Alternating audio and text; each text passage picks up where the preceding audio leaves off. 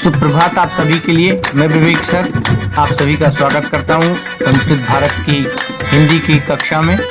और आज हम हिंदी के अंतर्गत उपसर्ग को पढ़ेंगे। और उपसर्ग में चाहे वह मध्य प्रदेश बोर्ड के हों या सीबीएसई बोर्ड के, हम और आप मिलकर आज उपसर्ग को देखेंगे। और उपसर्ग हिंदी में कितने होते हैं, कितने प्रकार के होते हैं और किन किन भाषाओं के प्रयोग किए जाते हैं, तो चलिए देखते हैं। उपसर्ग देखते हैं। जो शब्दांश किसी शब्द के पहले लगकर उसे एक नया अर्थ प्रदान करते हैं उपसर्ग कहलाते हैं। जैसे हिंदी में आ उपसर्ग होता है। आ उपसर्ग प्लस धर्म शब्द के साथ लगकर अधर्म शब्द बन गया। इसी तरह बे उपसर्ग है, ईमान लगकर बेईमान बन गया।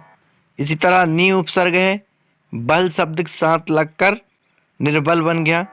ठीक इसी तरह सु प्लस कुमार सुकुमार हुआ। बी धन राग विराग हो गया। सम प्लस सार संसार हो गया।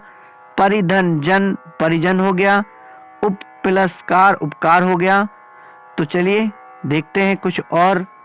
जैसे कि आप सभी को पता है कि हिंदी में जो उपसर्ग मिलते हैं वे संस्कृत के होते हैं या हिंदी के होते हैं या उर्दू भाषा के होते हैं या फिर अंग्रेजी के होते हैं। देखते हैं कुछ संस्कृत के उपसर्ग। आप सभी को पता है संस्कृत में 22 उपसर्ग होते हैं। तो देखते हैं। अति उपसर्ग लगाकर यदि पहला शब्द बनाएंगे तो अति, रिक्त, अतिशय, अतिक्रमण, अत्याधिक, अतिरेक, अत्याचार, अत्यंत आदि कई रूप बन जाते हैं। अधि लगाकर बनाएं अधिकरण, अधिकार, अधिशासी, अधिपति, अधिराज, अध्यक्ष, अध्यात्म, इसी तरह आदि कई बन जाते हैं। अनु लगाकर बनाते हैं तो अनुकंप, अनुराग, अनुशासन, अनुभव, अनुरोध, अनुराधा, अनुवाद। अप उपसर्ग लगाते हैं तो अपशब्द, अपमान, अपकाश, अपव्यय, अपयश, अपभ्रंश, अपकर्ष। अभि उपसर्ग लगाकर बनाते हैं तो अभिसार, अभिमान, अभिलाषा, अभिलेख, अभिनंदन, अभ्युदय। अब उपसर्ग लगाकर बनाएं तो अवकाश, अवसान, अवगत, अवलोकन, अवरोध, अवशेष, अवनति। इस तरह आ उपसर्ग लगाकर यदि हम रूप बनाते हैं तो आकाश, आगमन, आधार, अजन्म, आगत, आदान, आचरण इत्यादि कई रूप आ उपसर्ग लगकर बनते हैं। ठीक इसी तरह उत या उद उपसर्ग लगाकर उत्साह, उत्तम, उत्थान, उत्कंठा, उन्नति, उद्गम, उद्धार, उद्भव, उद्यम इस तरह के रूप बन जाते हैं।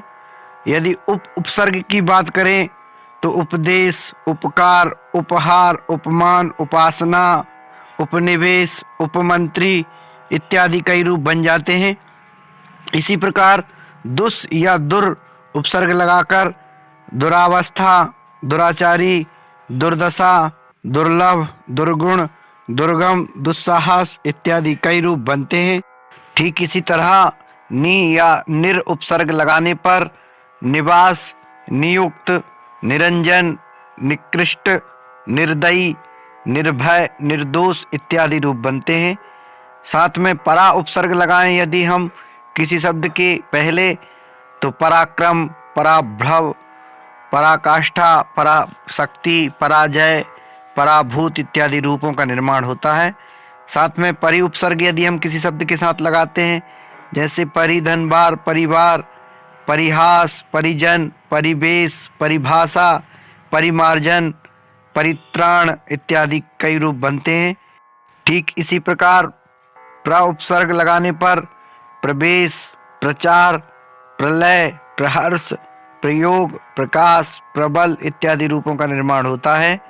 प्रति उपसर्ग की बात करें तो प्रतिक्षण, प्रतिकार, प्रतिरूप, प्रतिशोध, प्रतिकूल, प्रतिनिधि, प्रत्यक्ष इत्यादि रूपों का निर्माण होता है। साथ में बी उपसर्ग की बात कर लें तो विकास, विनाश, विकार, विधर्मी, विरोध, विलोम, विराज इत्यादि कई रूपों का निर्माण बी उपसर्ग लगाने पर होता है।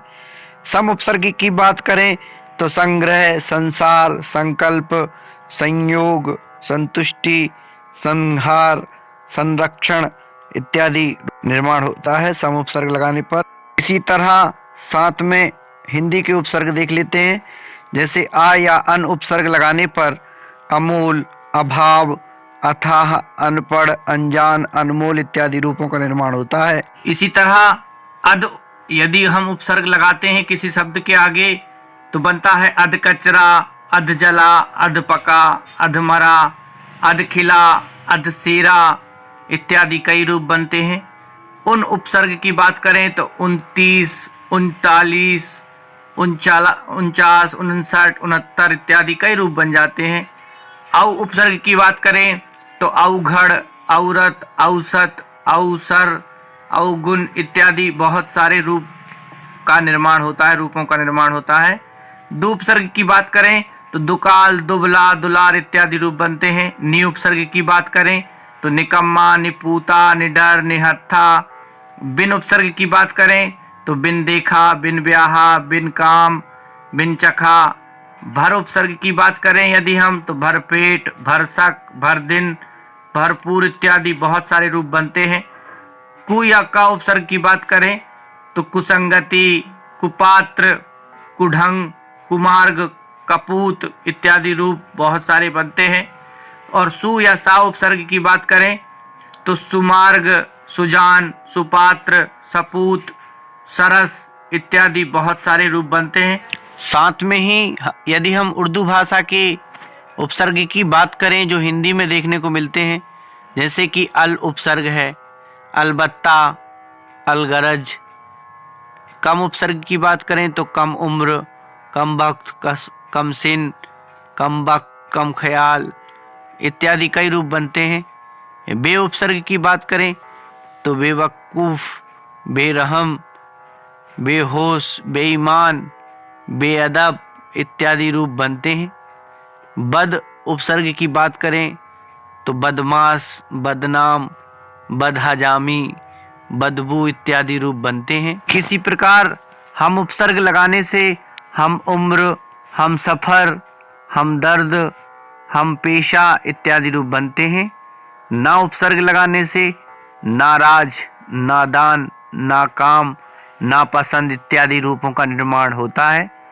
खुश उपसर्ग लगाने से खुशबू, खुशहाल, खुशकिस्मत, खुशखबरी इत्यादि रूप बनते हैं। और गैर उपसर्ग लगाने से गैर हाजिर, गैर कानूनी, गैर सरकारी, गैर जिम्मेदार इत्यादि रूप बनते हैं। दर उपसर्ग लगाने की बात करें तो दरअसल, दरकार, दरमियान, दरकिनारा इत्यादि रूप बनते हैं। ला उपसर्ग की बात करें तो लाचार, लावारिस, लापरवाह, लापता इत्यादि कई रूप बनते हैं।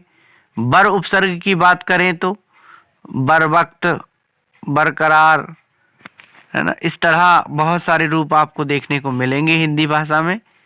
कुछ अंग्रेजी भाषा के भी हम बात कर लेते हैं, जैसे कि आपको मिलेगा हेड मास्टर। हेड जो है वो अंग्रेजी का है हेड मास्टर, और हेड कांस्टेबल इत्यादि रूप मिलेंगे आपको। तो चलिए उपसर्ग के साथ आपसे विदा लेता हूँ, फिर मिलते हैं ऐसे ही किसी अच्छे वीडियो के साथ। तब तक के लिए आप सुरक्षित रहिए। जय हिंद, जय भारत।